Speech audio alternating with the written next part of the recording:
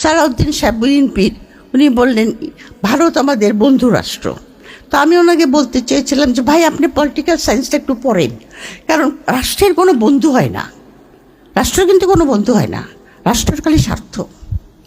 রাষ্ট্র আমার স্বার্থ কার সেটা বুঝিয়ে কেউ আমার শত্রু কেউ আমার বন্ধু।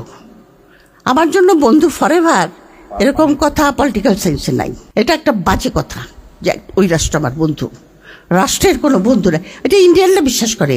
চাণক্য কয় হাজার বছর পরে কিন্তু আগে কিন্তু এটা লিখে গেছে যে তোমার নেইবাররা কিন্তু তোমার সবসময় শত্রু।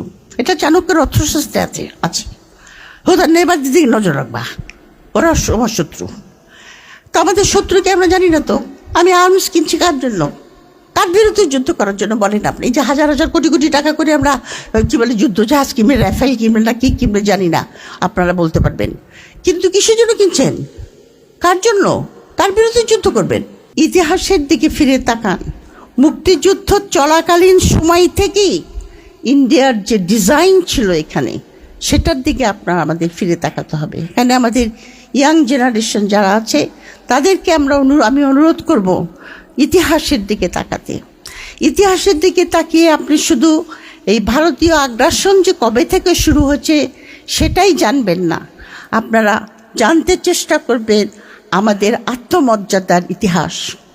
আমরা কে, কেন আমরা বাংলাদেশ করতে চেয়েছিলাম, কিসের থেকে আমরা মুক্তি পেতে চেয়েছিলাম, কার থেকে মুক্তি পেতে চেয়েছিলাম, এগুলি আমাদের জানা দরকার।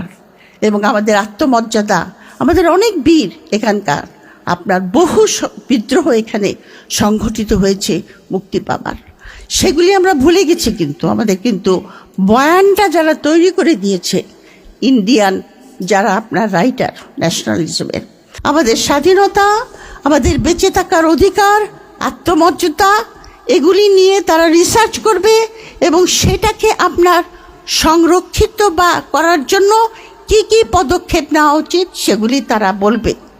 জ্ঞান চর্চা এবং বুদ্ধিবৃত্তি চর্চার অত্যন্ত প্রয়োজন। থার্ড হলো নিজেদের সংস্কৃতির দিকে নজর দিন। আমরা সবাই এখানকার মুসলমান, 90% মুসলমান।